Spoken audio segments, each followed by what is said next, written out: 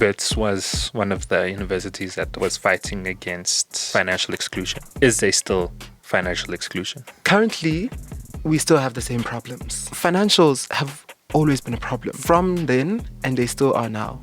Political parties are doing as much as they can, from my perspective. Okay. They've been launching manifestos. They've been having Instagram lives. Like on TV, yes. And some of them are registered, but we might not even see them at the polls.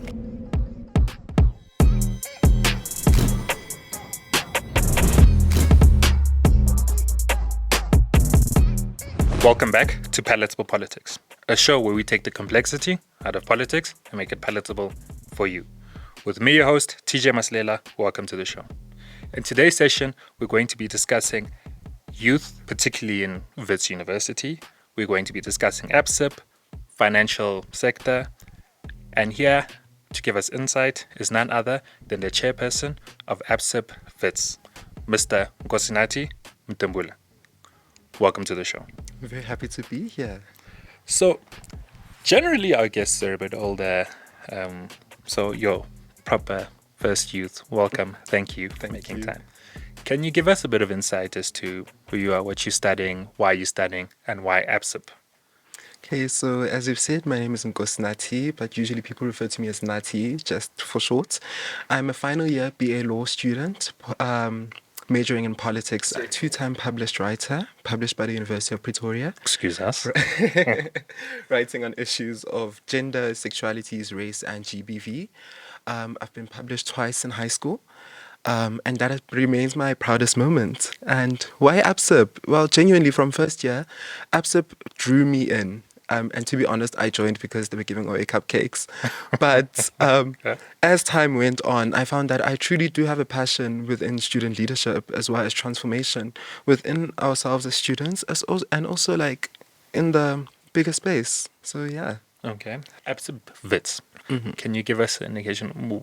How did it come about? What are the objectives? What do you guys do? Okay, so ABSIP WITS was there long before me. So when I first arrived, the main thing that I was told is that ABSIP WITS is there to empower students, provide them with the skills that they need to succeed, not only on campus, but also outside when they enter the workforce. And genuinely, that's what I wanted to contribute as well. So ABSIP has continued their focus on student empowerment, giving our members skills, opportunities, mentorship, anything that we can offer along our national body as well, anything that we can offer to them so that they can succeed both in uni and out. I, just like when I heard it, assuming the guests too are going to wonder, politics, law, financial services. Yeah. Can you help us understand? Well, basically, I've come to realize that the world of finance is not only limited to those studying in commerce. Okay. I, as a law graduate, because I am planning on doing my LLB after this, as a law graduate, I do believe that I can also branch into the finance or corporate space because I am also studying data analysis part-time. But genuinely, being financially wise or like being financially aware shouldn't be something that is only limited to students studying in commerce. And that is what I wanted to show our members, because 3 of us in our executive committee, the chair, myself, the vice chair, and the secretary, are all humanities students. Okay. And we do want to branch out into a larger audience because it's usually been only limited to commerce students. And we want to show students in humanities and science and engineering that you too can also form a part of the transformation that we are aiming to achieve, and also be a part of like the financial space, be financially savvy, be smart with your monies. And that is what we've aimed to do for years now, and we continue to do so. Yeah. Can you walk us through some of the programs and initiatives you guys have run? Mm-hmm. So we do have a number of series that we run during the year. We have the entrepreneurship series that focuses on young student-led businesses. Basically getting them mentorship, advice, talks, seminars, anything that we can do to help them succeed as well in the business space. Because starting a business is not easy at all, especially considering the economy right now. A podcast too. So yeah, that's our entrepreneurship series. Our Women in Focus series focuses on the development of women as well as protecting the interest of women, especially within the corporate space, ensuring that women take up space, especially in leadership positions as well. And then we also have our finance and investment series that focuses on anything finance and investments related. So this is where we tend to invite most students from other faculties outside of commerce. What we do then is host seminars, talks, and anything really that can make our members more financially wise, financially independent, and in a way, gain multiple streams of income while in uni. And then we have our corporate connections and employability series. So that focuses on developing one's professional self to ensure that once you leave uni, you are a competitive player within the job market. So that it's not only you looking for jobs, it's employers looking for you. So that is what we are aiming to do. And this year, we are also introducing a brand new series called the Image and Branding series that focuses on one person themselves and basically turning them into a brand. Because as individuals, we are brands and we should treat ourselves as such. And it is very important, especially on platforms like LinkedIn, Instagram, Twitter, to make your brand well known so that once you enter the workforce or just the public space in general, one person can easily be recognized and can be a competitive player as well. Is this something that is confined to VET students, or can Ndombi from UJ or someone from UP join? The nice thing about ABSIP countrywide, we do have student chapters in almost every university. So we do have ABSIP UJ, ABSIP UP, ABSIP UKZN. So what we host for ABSIP WITS is unfortunately limited to WITS students. Okay. But the other ABSIP student chapters, I'm pretty sure they're doing a very good job. Like today, ABSIP UCT was on UCT radio. I was very happy to see that because it shows that my fellow leaders and colleagues are also doing the most out there and trying to get as much word out about us as possible. And with regards to technicons, TUT, etc., are they included? Not to my knowledge. I'm not really too sure about that. I'm only aware of the university chapters. So now, in your programs, right, you guys have basically started a culture of awareness, getting involved, being active. That's at university level.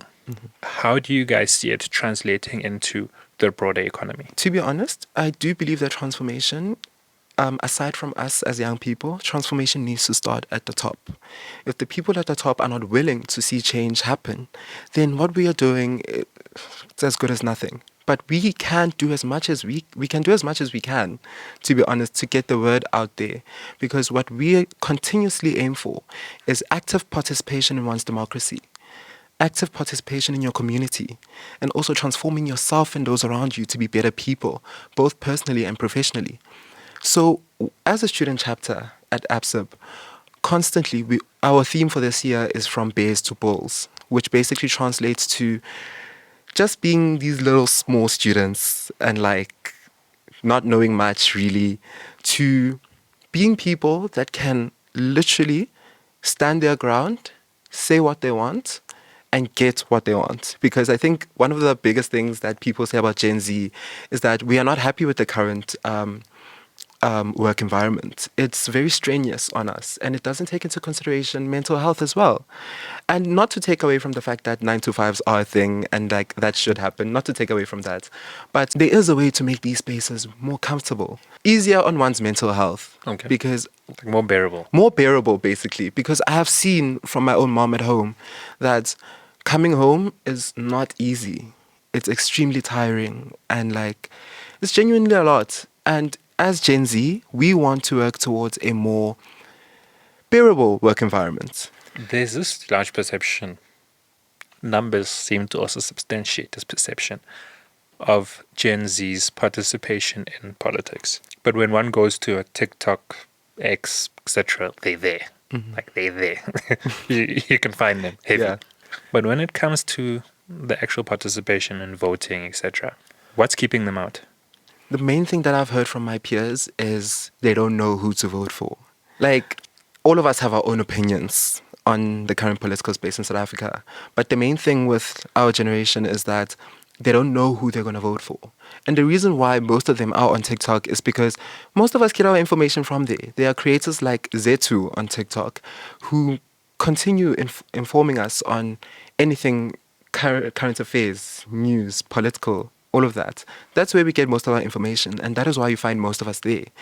Sometimes I do genuinely think that some parties out there tend to forget that in order to reach Gen Z, you must use the proper channels. So those channels tend to be platforms like TikTok and Instagram.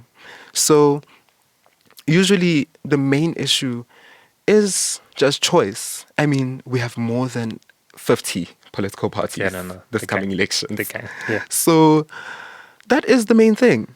Okay. One would say with all of the political parties, they all have websites, they all have manifesto launches. These are on TV, these are accessible. What more must political parties do to get their message across? Political parties are doing as much as they can, from my perspective. Okay. They've been launching manifestos. They've Yeah. been having Instagram lives. Like on TV, yes. TV. Like we see them. That happens. Okay. I think the deeper aspect of things is that the youth has lost hope because unemployment is at its highest. The youth are not getting employed. Employers are asking for experience. How can we get experience when we're fresh from uni?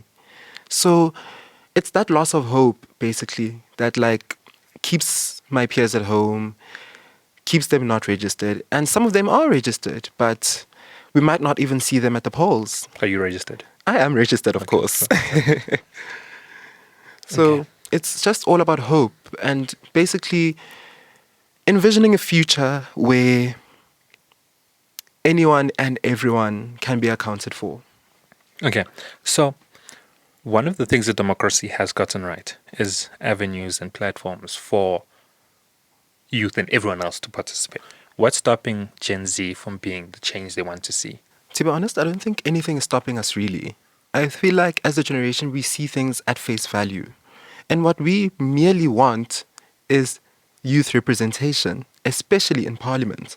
Because for years now, we haven't really seen our generation being represented in parliament. But there are parties that are aiming to address that. We can start a party if we wanted to. But Okay.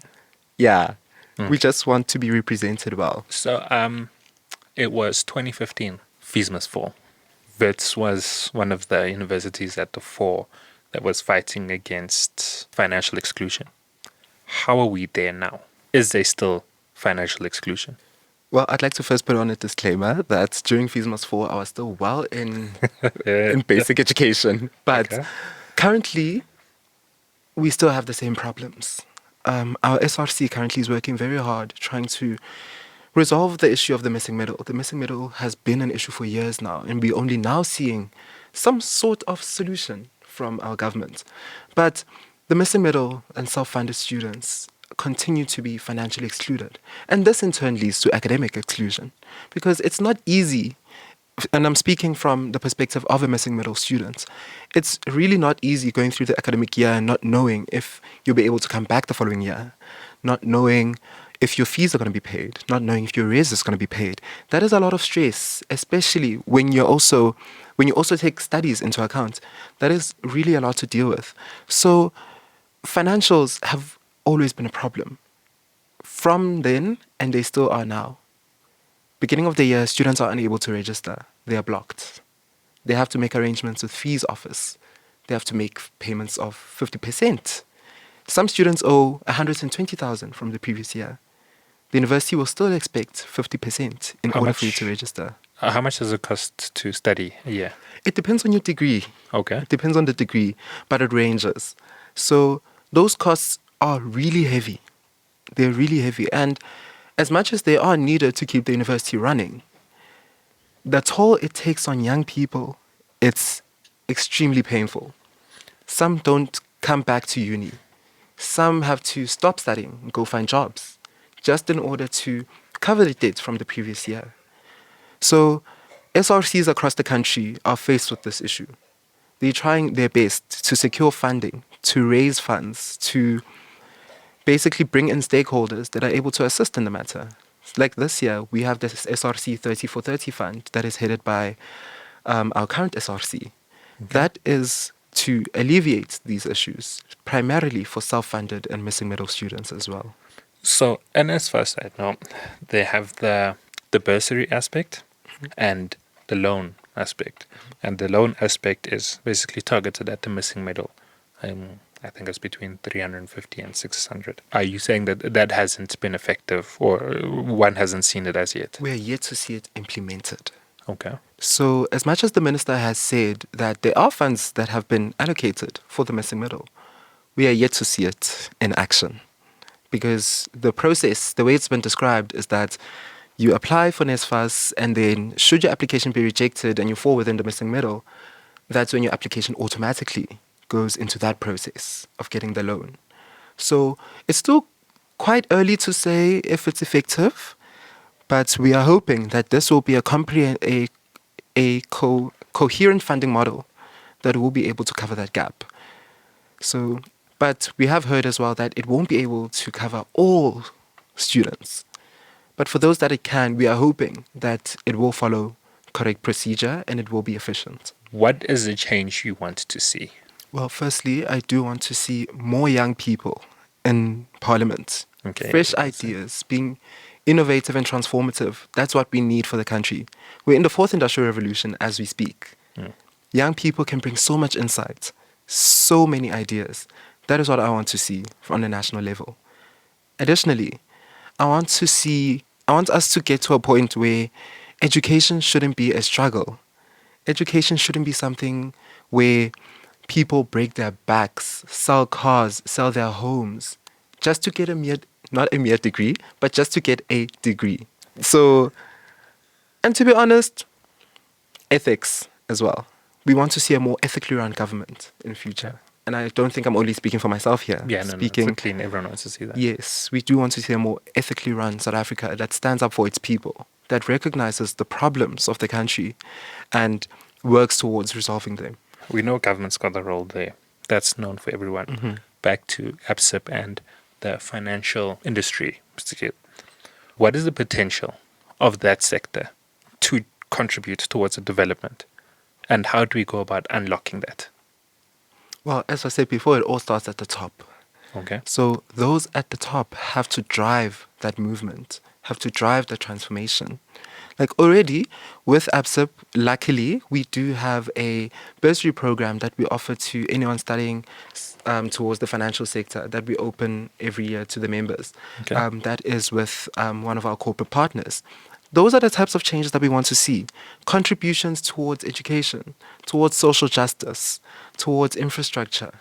Those contributions are fundamental in seeing the development of the youth and the development of the country as a whole. What's your view on the whole BEE? Well, I do believe that it is a measure of redress Okay. in order for it to address the matters of the past. I do think that it should still be a thing now, because we are still far from being liberated from the economic struggles from apartheid. So the triple BEE, I do believe that it is, to an extent, it is effective, but I do think that it needs a relook.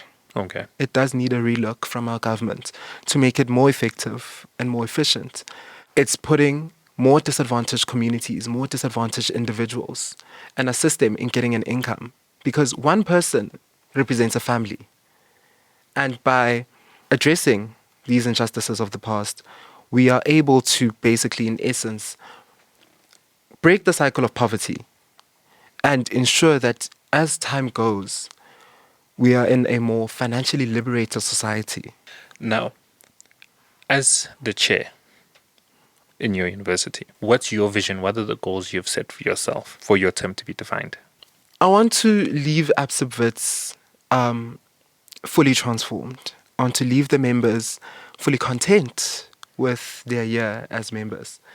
I want to ensure that in 5 years' time, there is someone out there that can say, wow, in 2024, ABSIP WITS did this for me. I just want to be part of the growth of individuals. I want to be part of their professional development. I want to be part of their success, because I really do want to see all of us succeed, especially my peers that I see every day on campus.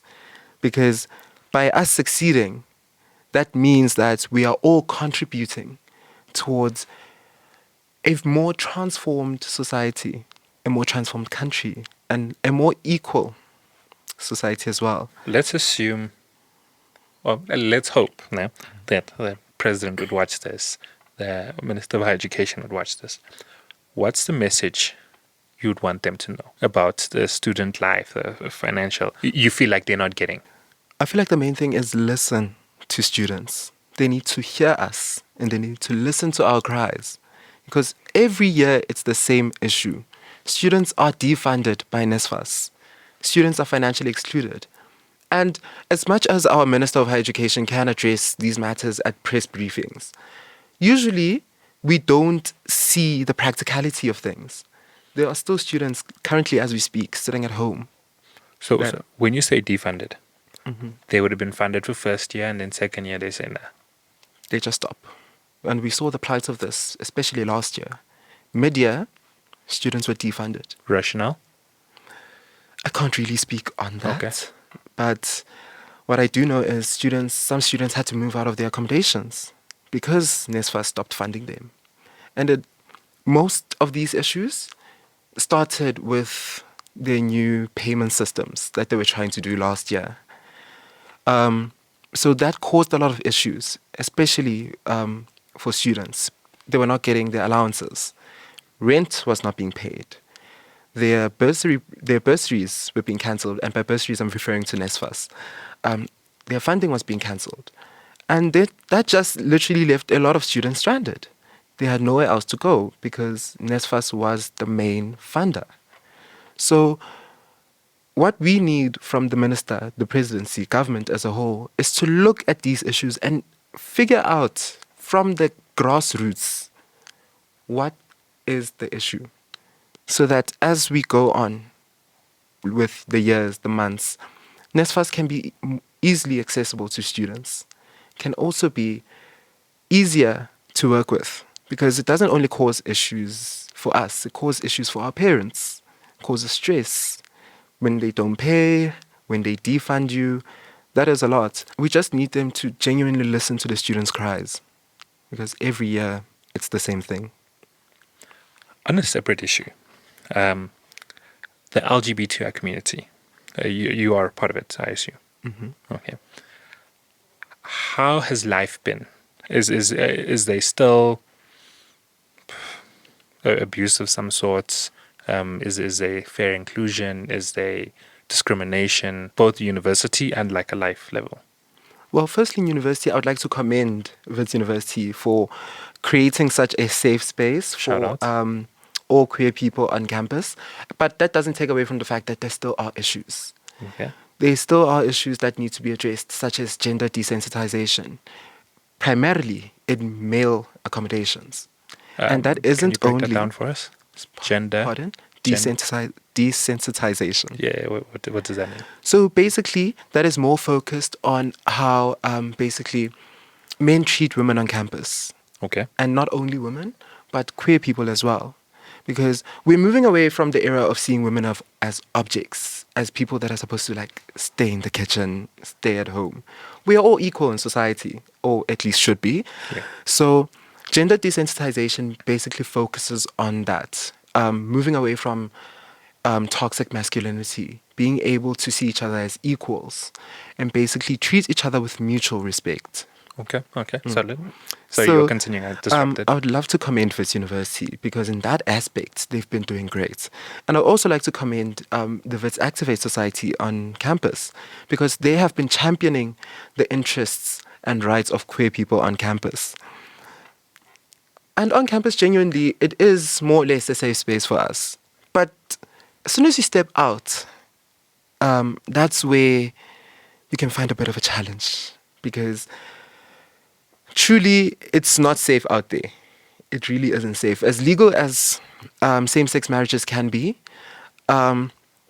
socially, there still are issues and problems, primarily with acceptance. Students and young people in general, when they come out to their families, they get kicked out of their homes, left stranded, because it's something that's seen to be unnatural.